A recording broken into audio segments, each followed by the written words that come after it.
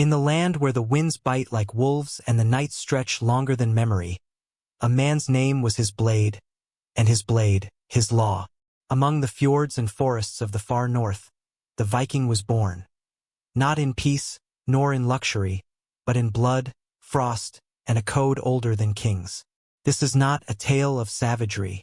This is the story of honor, hard-forged, vengeance-bound, and as unbreakable as a rune carved into stone. To understand the Viking Code of Honor, we must first understand the world that forged it.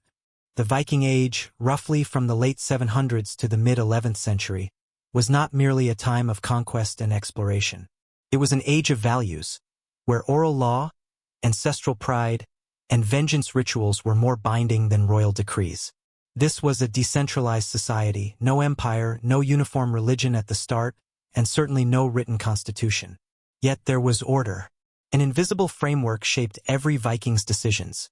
Whether raiding a monastery, settling a feud, or offering aid to a rival in distress. That framework was honor. Drengskaper, the Norse concept of noble behavior, demanded strength, loyalty, generosity, and unflinching courage. It was both an inner compass and a social contract. And it began at birth. A newborn Viking boy was not automatically accepted into the clan. A father could, in front of witnesses, lift the child onto his knees and name him. That act, called barnlysing, formally acknowledged the child as kin. To not lift the child was to doom him to abandonment. Even as an infant, one's life was subject to choice, tradition, and law. From that moment on, every action, from feeding one's kin to killing one's enemy, was measured by how well it honored or disgraced the family line. Your name mattered. Your bloodline mattered more. A man without family was a man without roots, and a man without roots could not be trusted. He had no one to avenge him, no clan to restrain his wrath. In Norse society, vengeance was not chaos, it was justice outsourced to family. If someone wronged you, your kin were bound to retaliate. But here's the twist.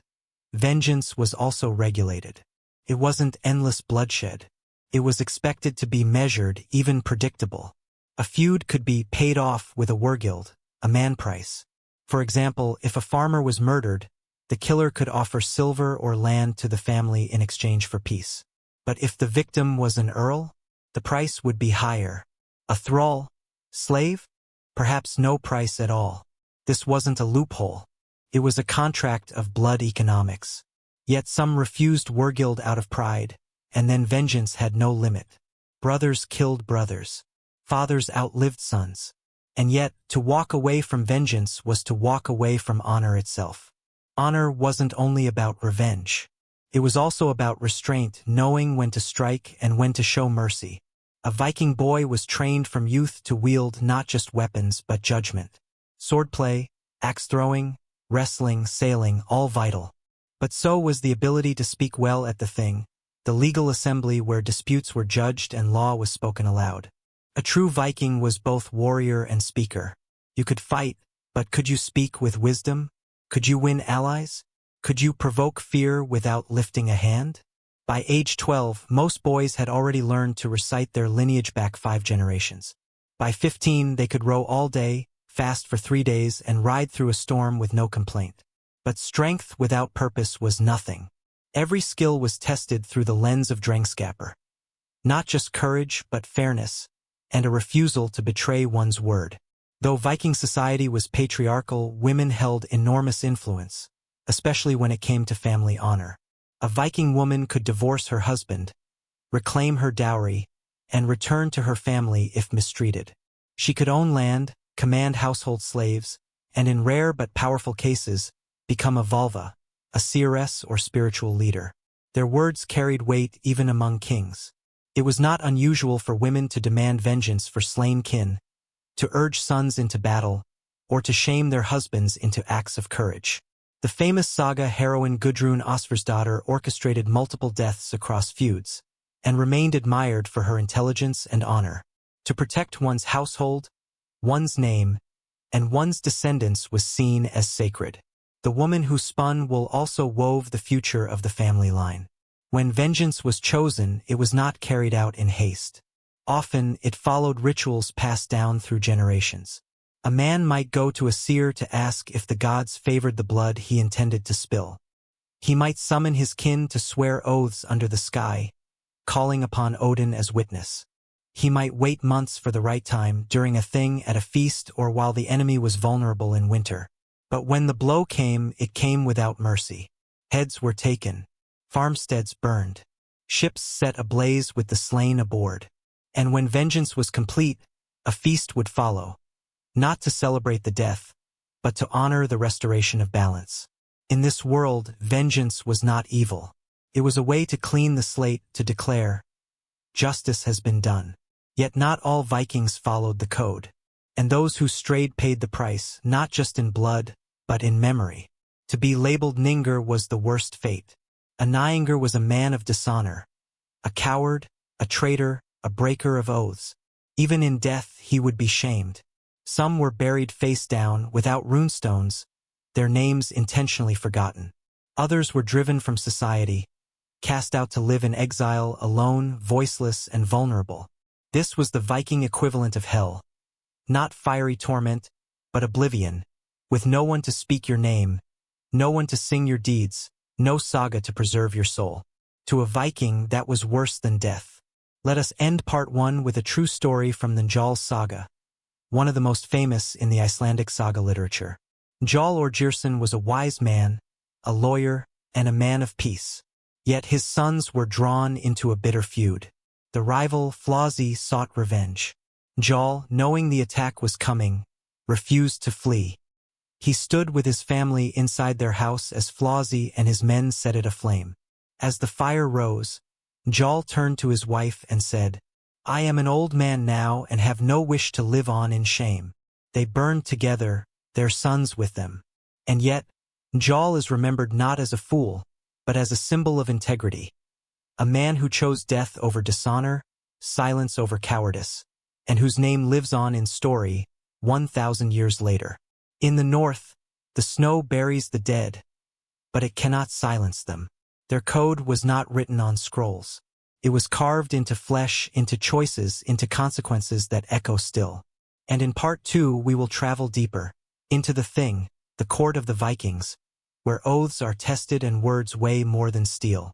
In a world without prisons, without kings or executioners, how do you enforce justice?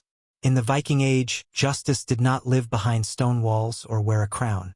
It stood beneath the open sky, in a gathering of equals, where truth rose or fell on the strength of a man's word. This was the thing, the heart of Viking law, and the stage where honor was tested not with swords, but with memory, witness, and courage. The thing was the Viking legal assembly, part court, part parliament, part social gathering. It existed throughout Norse regions, from Norway to Iceland to the Danelaw in England. It had no walls, no roof, no throne. The thing met in open fields or sacred groves, often on raised land with symbolic stones or earthworks. And yet, here, the most powerful battles of Viking life took place. Disputes over land, marriage, theft, and blood. To attend the thing was both a duty and a privilege. Free men were required to come. Women could attend and give testimony. The accused had a right to speak, and every case, even the most gruesome, had to be heard in full before judgment was passed. There were local things, held by small communities, and all things, like the famous one in Iceland, where chieftains and farmers gathered from all over the island in a festival-like convergence each summer. The thing wasn't just a court. It was a statement. We are not ruled by tyrants. We are ruled by law.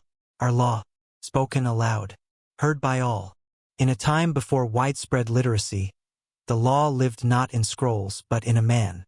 The law speaker, or lugskummer, was a human archive.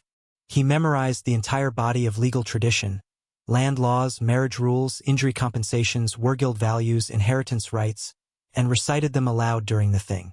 In Iceland, the law speaker stood on a raised platform known as the Law Rock, and over the course of 3 summers, would recite 1/3 of the law each year, keeping the full body of it alive and evolving. He could not change the law, but he could interpret it, resolve ambiguities, and guide the assembly through custom. The law speaker wasn't just a legal figure, He was the guardian of collective memory, of societal continuity. To challenge him was to challenge the very concept of order. At the Thing, trials were not decided by lawyers or juries. They were decided through a combination of sworn testimony, oath-taking, and community judgment. Let's say you were accused of stealing a neighbor's sheep. First, both parties would be summoned. Each would bring witnesses to speak on their behalf. The goal wasn't necessarily to prove innocence, but to prove honor, that your word could be trusted, that your version aligned with custom, and that your behavior before and after the event was appropriate. If no clear judgment could be reached, the case might require an oath, sworn on sacred objects, like a Thor's hammer or a ring held at the temple. Swearing falsely was rare, not because people feared legal punishment, but because it risked the mark of dishonor. To be found an oathbreaker meant losing face, allies, and in extreme cases, your life. Some trials even involved ordeals, tests like walking across hot iron or surviving combat, but these were rare and usually reserved for extreme disputes. The harshest punishment a Thing could deliver was outlawry. To be outlawed was not imprisonment. It was expulsion from society, a symbolic and literal death. You could be declared lesser outlaw, banished for 3 years, or full outlaw, condemned forever. Outlaws could not be housed, fed, or helped. Anyone who did so could be punished in turn. An outlaw had no legal rights. Anyone could kill him without consequence. This wasn't done lightly. It was a punishment reserved for those who had broken the very idea of social trust. Oathbreakers, murderers who refused compensation, or men who disrupted the Thing itself. And yet, some outlaws became legends. Grettir the Strong, for example, lived 19 years as an outlaw in Iceland, surviving alone in the highlands, hunted and hated, yet remembered for his resilience and tragic fate. In Viking society, death was not the worst fate. Isolation was. Contrary to modern notions, Viking law did not eliminate vengeance, it managed it. Feuds were expected, even respected, so long as they followed the rules. If your father was killed, you could either accept a wergild or swear revenge. If you swore vengeance, you were expected to carry it out in measured, legal ways. You could not kill a man while he slept. You could not ambush him at the Thing. You could not harm his wife or child unless they were part of the crime. Breaking these rules turned vengeance into murder, and that carried the risk of outlawry. The law's role was not to suppress emotion, but to channel it through structure. Vengeance wasn't chaos. It was ritual justice, often carried out publicly, even with witnesses present. In a society without mass media, reputation was everything, and that meant words could kill. To accuse a man of cowardice, sexual deviancy, or sorcery in public could provoke duels, lawsuits, or bloodshed. These were called insults that attacked a man's honor. Calling someone urgy, for instance, implying unmanliness, could only be answered with violence or legal challenge. Men carried long memories, and insults at the Thing could echo for generations. Saga literature is filled with scenes of insults exchanged before battle, verbal duels that were as carefully crafted as any sword stroke. Because an insult, if left unchallenged, didn't just shame the man, it shamed his entire lineage. Women could not be law speakers or vote directly, but they played crucial roles in legal culture. A woman could file a suit, present witnesses, and claim property. Widows especially held legal autonomy. In sagas, we see women like Gudrun press charges for stolen dowries, or Unn the Deep-Minded, who defied male relatives and claimed land in Iceland on her own authority. Their voices carried weight because family honor was collective. A woman's shame could taint her brothers. Her courage could elevate them. And so, the Thing was not just a male arena. It was a community ritual, shaped by every free person's memory, judgment, and pride. One might ask, why did Vikings, so often remembered as raiders and warriors, care so deeply about law? The answer lies in the sacredness of custom. In Norse cosmology, even the gods were bound by fate and oaths. Odin himself sacrificed an eye for knowledge. Thor swore to defend Asgard. Loki, when he broke his bonds, triggered Ragnarok, the end of everything. To the Norse mind, law was not optional. It was the force that held the world together. Breaking it didn't just risk punishment. It invited chaos, spiritual and social. Thus, the thing was not bureaucracy. It was myth in action, a reenactment of divine order staged by mortal hands. Let us close with another story. In Laxdala Saga, two foster brothers, Kjartan and Bali, fall in love with the same woman, Gurn.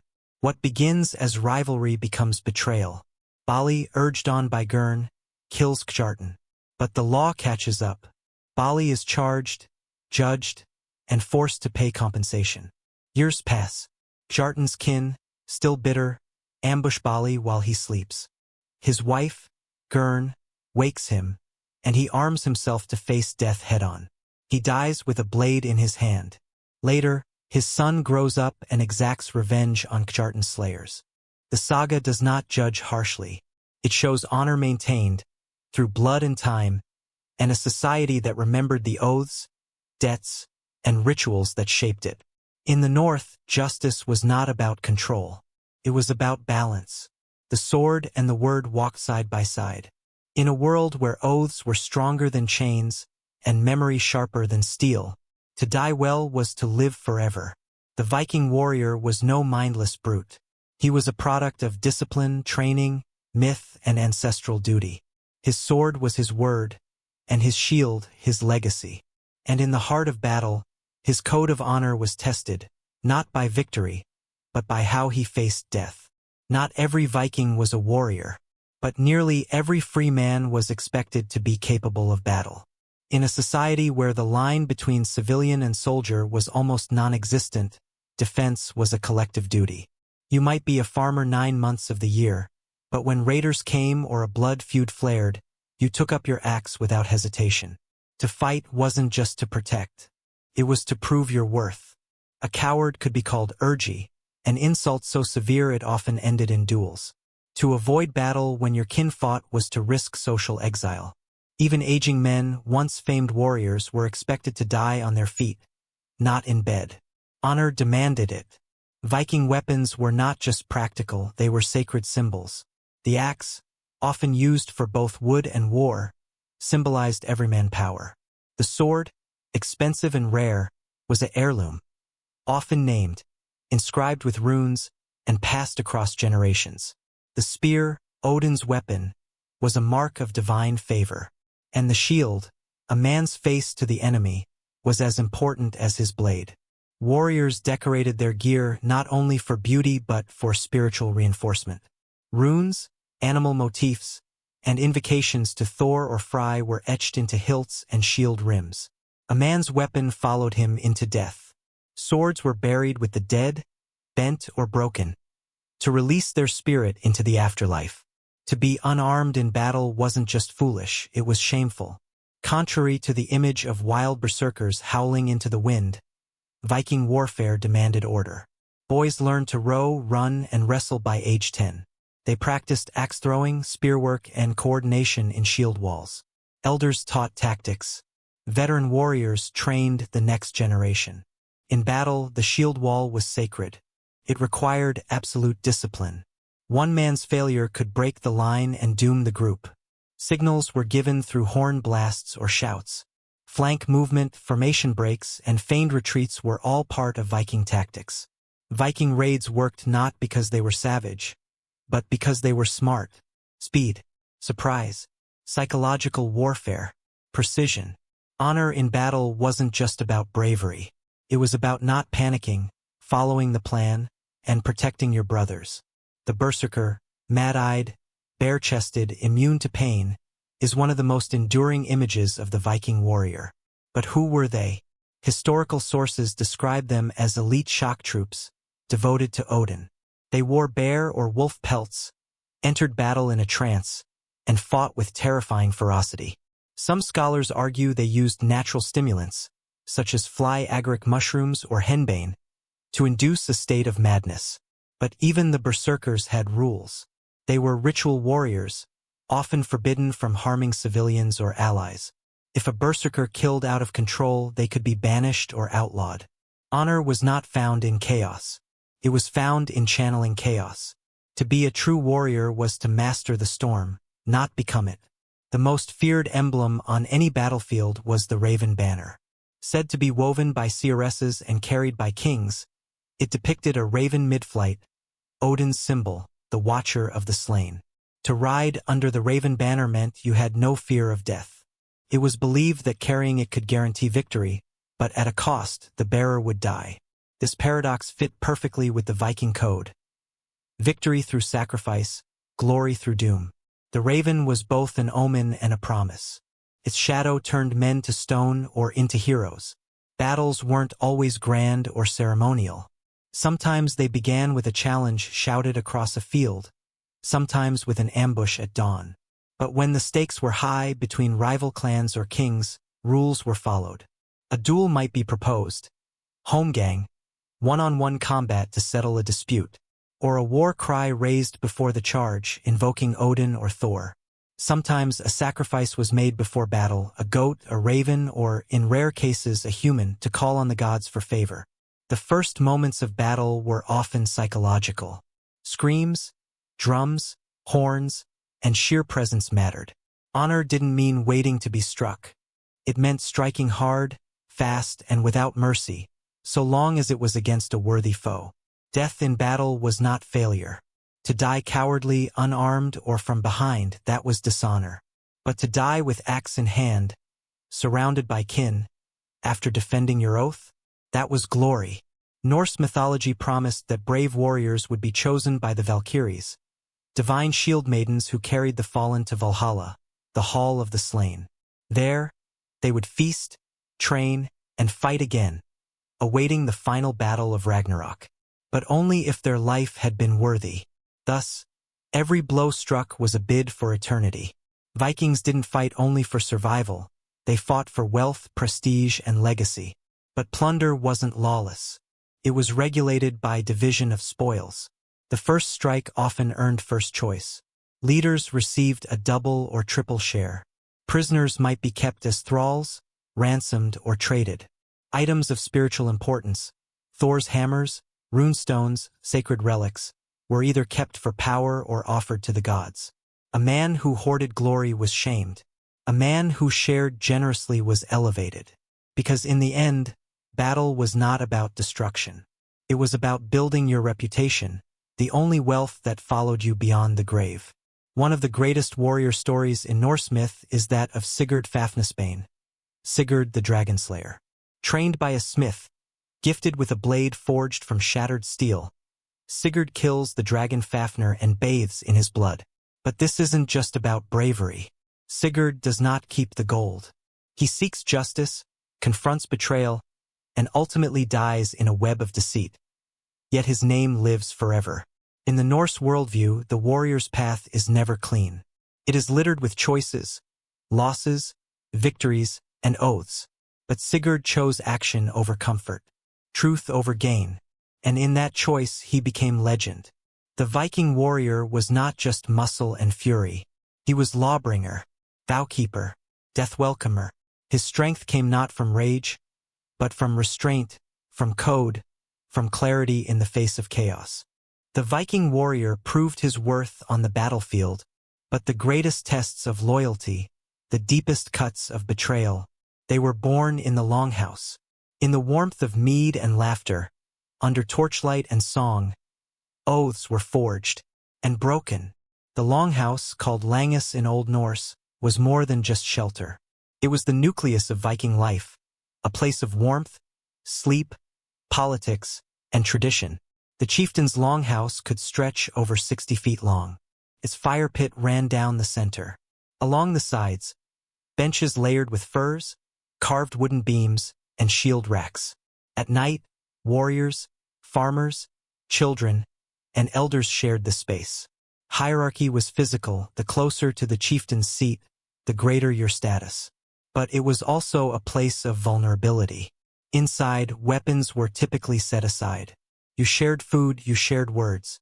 You didn't strike in the hall, unless blood oath or insult demanded it. Feasting was not just nourishment. It was a ceremony of memory. Feasts were held for many reasons: the return of warriors, the harvest's end, marriage alliances, seasonal festivals like Yule or Blot rituals to the gods. At these gatherings, alliances were proposed, Oaths were sworn, and stories retold. Meat roasted on open spits. Horns overflowed with mead. Songs echoed from skalds, the Viking poets who shaped public memory. In this charged atmosphere, a man's reputation could rise or fall with a single boast, or a poorly timed joke. Guests were both friends and spies. Nothing mattered more at a Viking feast than the oath. Oaths could bind men to peace, or war, sworn over sacred objects. Thor's hammer pendants, arm rings, blades. An oath was a public contract, witnessed by all, spoken aloud, and burned into the memory of the clan. Examples included promising to avenge a slain brother, vowing to sail with a leader on a raid, committing to a marriage pact, swearing neutrality in a blood feud. To break an oath was to risk dishonor, exile, or death. But worse, it brought shame to your bloodline. Even generations later, children might suffer for the broken words of their father. Drinking was encouraged, but so was control. The Vikings believed that alcohol revealed character. A man who drank and stayed sharp? Honorable. A man who drank and raved, insulted others, or lost his sword-hand coordination? Weak, even dangerous. In sagas, a warrior often tested others by provoking them after several rounds of mead. Were they rash? Could they still speak clearly? Did they contradict themselves? Insults whispered between cups often became feuds by morning. The mead hall was a truth trap, and those who fell in would be judged not just by who they insulted, but by how they held their cup. The flighting, a formal exchange of insults, was both entertainment and combat. Two warriors or two families might exchange verbal blows in front of an audience. Their wit, memory, and poetic skill were tested. But the insults weren't random. They were crafted to test honor. You fled before the shield wall broke. Your wife lies with thralls when you are away. Your ancestors died unnamed. Sometimes the insults stayed as words. Other times, they lit the fuse for feuds lasting decades. In Viking society, words had weight. An insult spoken in the mead hall could be more deadly than a blade drawn on the field. In the heart of the longhouse sat the skald, the poet, the chronicler, the reputation weaver. What the skald sang became permanent memory. Skalds didn't just entertain. They told truth shaped through poetry, blending fact and legend to magnify the deeds of warriors and kings. A man who treated skalds poorly might find himself left out of the tale. A man who earned their praise might become immortal. The skald was both journalist and spin doctor, and all warriors knew it. Thus, in the mead hall, you didn't just fight for glory. You fought for the story. The longhouse was a place of ritual protection. To enter as a guest, even if you were once an enemy, granted you hospitality rights. You were fed, warmed, and protected for the duration of your stay. To violate this peace was one of the deepest breaches of honor. Sagas tell of guests killing hosts in their sleep, or hosts poisoning guests at feasts. These betrayals were remembered for centuries. But when upheld, hospitality could heal feuds. It allowed men who had once shed blood to sit at the same fire and toast a future without vengeance, though always with caution. Consider the tale of Kjartan and Bali, once again from the Laxdæla saga. Though raised like brothers, their bond shattered over a woman, Gurn. At a feast, words were exchanged. Glances turned to whispers, and over time, feasting gave way to bitterness. Eventually, Bali ambushed and killed Kjartan, who carried no weapon. Though Bali paid compensation, the stain remained. Later, Bali himself was ambushed by Kjartan's kin. As he prepared to die, he said, "I knew this would come, but I would not live stained by dishonor." Even in betrayal, the code remained. The rules had been broken. The debt would be paid. But never quietly. Viking women did not sit silent at feasts. They served the mead, yes, but they also shaped conversations, judged character, and often pushed for vengeance or peace. A woman could shame a man into action with a few sharp words. Or she could protect her kin by urging for settlement instead of bloodshed. Many sagas begin not with sword strikes, but with a woman's subtle challenge. In Viking society, where words were blades, women wielded theirs with precision. In the longhouse, where the hearth burned hot and the voices rose higher. Honor was not won through steel, but through speech, loyalty, and restraint. A careless boast could summon war. A single cup of mead could unmake alliances. But for those who spoke well, held their oaths, and respected the fire, they gained not just safety, but legacy. Before the axe was raised, before the sword met shield, there were dreams. In the land of the north, where gods walked among men and shadows whispered through pine and mist, a Viking's greatest battle was not always with flesh and steel, but with the future he could feel pressing in from beyond the veil. The Vikings believed that fate, called Orlog, was not a distant mystery. It was woven into your being from the moment of birth, shaped by gods, ancestors, and unknowable cosmic forces. Unlike modern destiny, Norse fate was not rigid. It wasn't simply a path laid out. It was a web, with strands tugged by every decision, every promise, every betrayal. The three Norns, Verandi, and Skuld, sat beneath the roots of Yggdrasil, the world tree, weaving this web of fate for all beings. Even the gods, even Odin, could not escape their fated end at Ragnarok. And so, the Vikings sought not to change his fate, but to face it with honor. The Norse believed that dreams were not private. They were windows, glimpses offered by the gods, ancestors, or darker spirits. A dream of a black horse could signify war. A raven in your hall might mean a death is near. To dream of a drowned relative was a warning of betrayal. Dreams were interpreted aloud, often during feasts. The most vivid were shared at the thing. Sometimes a Valva, a seeress, would be summoned to interpret the meaning. And if a warrior dreamt of his own death, he would prepare, not panic, because dreams were not warnings to run. They were calls to readiness. The Valva was among the most feared and revered figures in Viking society. Draped in cloaks, bearing staffs topped with iron or bone, these women entered trances and spoke the shape of things to come. They traveled between villages, rarely settling. They were treated with high honor, given the seat of power at feasts, and their words could alter entire family decisions. In the Saga of Eric the Red, a Valva named Thorbjorg is consulted during a harsh winter. She wears a blue cloak, a necklace of stones, and fur-lined gloves. She chants with the help of a seeress choir, then predicts the coming harvest and political alliances. Her vision is neither comforting nor cruel. It is truth from outside time. The presence of a Valva in a Viking community meant one thing: you are not alone in shaping your future. Someone, or something, is watching. Aside from dreams and seers, Vikings practiced various divination rituals to seek guidance. Runecasting.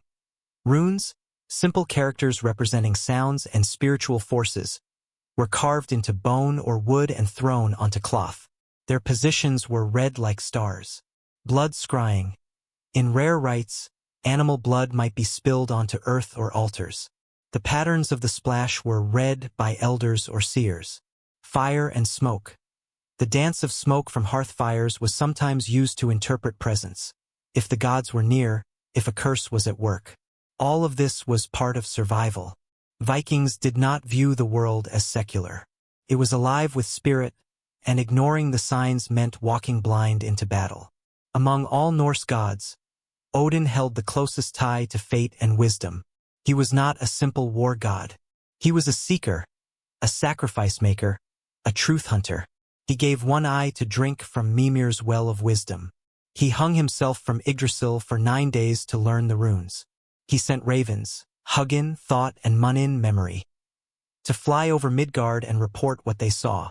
Warriors prayed to Odin not just for victory, but for clarity before they died. To follow Odin was not to crave life. It was to embrace fate, to understand loss, and to die with meaning. Vikings had multiple afterlives, each linked to how you died and who you were. Valhalla, for those who died in battle, chosen by Odin's Valkyries.